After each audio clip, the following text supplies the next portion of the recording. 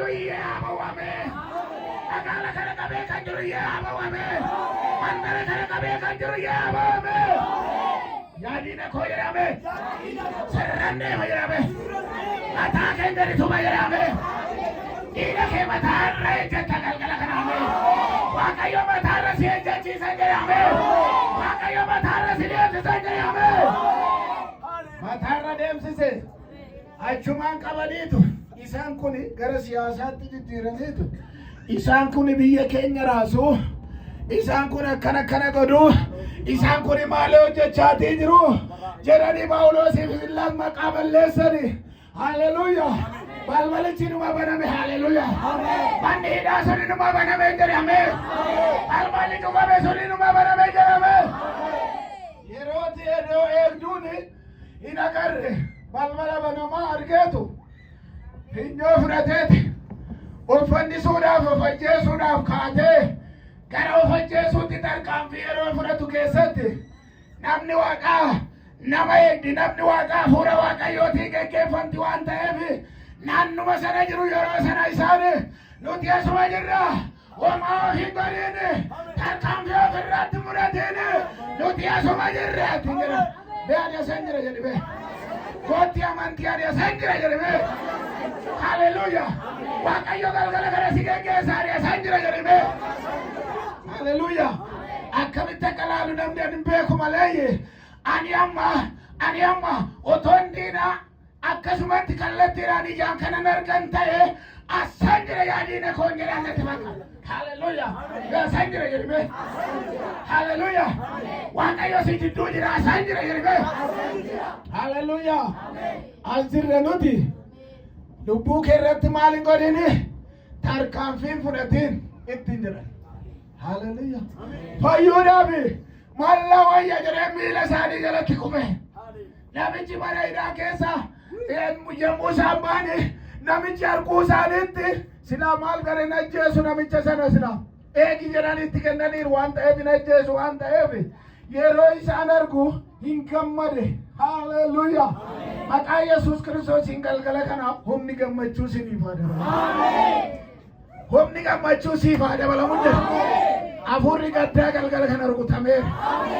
mana nama wayirraa rukutameera laphee keessan qabaddaati laphee korraa rukutameera jedhame hafuurri gaddaa maal ta'eera rukutameera jedhame maqaa Yesuusiin jedhame inni na dhiphistu jedhame jireenya koo kan dhiphistu jedhame kan laallootu jedhame kan naan mormitu jedhame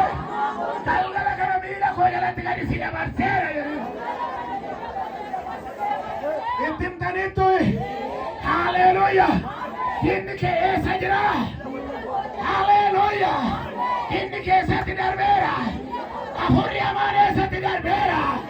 hafuurri hammeenyaa eessatti darbeera hafuurri gidiraa eessatti darbeera miila kee jalatti gadi darbeera itti galateeffadhu kaa Waaqa kana miila kee jalatti gadi darbeera hinqaadhoftee yadiina gooftaa Yesuus nu faana anaafanii safaarsa alfaatu diinni kee qaana'eera hallelujah nan qaana'e jetteetu ofirratti eegda miti ati ani salphadheera jetteetu ofirratti eegda miti iyyee ati salphattu diinni keetu salphata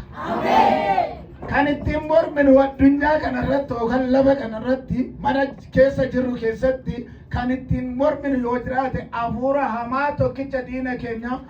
isa kanaan qofa kan biraa homtuun jiru diina keenyaan hin mormina inni nurraa fagaata diina keessan morma isin irraa hin fagaata hallelujah ጠላታችሁ ምን አድርጉ ተቃወሙ ከእናንተ ምን ይሆናል ከኛ ይሸሻል በሉ ሃሌሉያ የላዲን ከገልገለ ከረ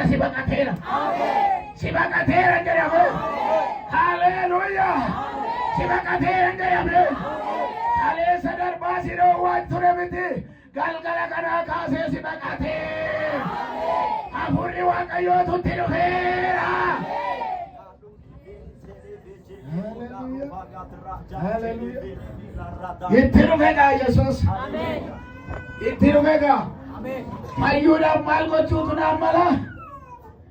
ሊድን ምን ያስፈልገኛል አለ በጌታ በኢየሱስ ክርስቶስ ስም ማለት ይድናል አሉት ሃሌ ሲሉ ጊዜ ነው ወደ ቤቴ ግቡ አለ ወደ እስረኛ ጠባቂው ቤት ገቡ ጳውሎስና ሲላስ ወደ ጠባቂው ቤት ምን አደረጉ ገቡ ሲገቡ ጊዜ ምግብ ተዘጋጅቷል እግዚአብሔር ምንዋል ለዛ ቤት ምን ሆነ ፈውስ ሆነለታል ማነሰና ፎይንታዬ ሲፉ ገልገለ ከነ ፎይንታ ዋቀዮ ነመ ቶኮ ኬሰን ቱቃ ገልገለ ከነ ፎይን ሰኒታ ዋቀዮ መነኬ ገለ ሃሌሉያ ኢየሱስ ጌታ ነው ኢየሱስ ያድናል ኢየሱስ ይፈውሳል ኢየሱስ ይገለጣል ኃይል ይገለጣል ኃይል ይመጣል የጌታ መንፈስ ይመጣል ከላይ ይመጣል ይህን ሕዝብ ለማጽናናት ይመጣል ይህን ሕዝብ ጉባኤኑን ለመመልከት ይመጣል ለመፈወስ ይመጣል ጌታ ይመጣል በሉ እስቲ ወደ እናንተ ይመጣል ከተፍ ብሎ ይገባል ወደ ቤታችሁ ይገባል ብቻችሁ አትሆኑ በአኒኮባ ኮንታው የሪበገለ አኒኮባ ኮንዴው ጀራበ አኒኮባ ኮንጅራ ዶራበ ዋቃ ኮወጅሪ ነንጅራ ዶራበ ያዲነ ኮየድበ ኢሰማና ኮሩፍቴና ወቀሱ ወደ ኢሰቆላ ኮሩፍቴና ራኪስቱ የደ አኒ ከናምቦዳ የደ ሲገኬሴራ የደ አኒ ከናምቦዳ የደ ዋቃ ኮወጅሪ ነንጅራ ዶራበ ይህ ቤት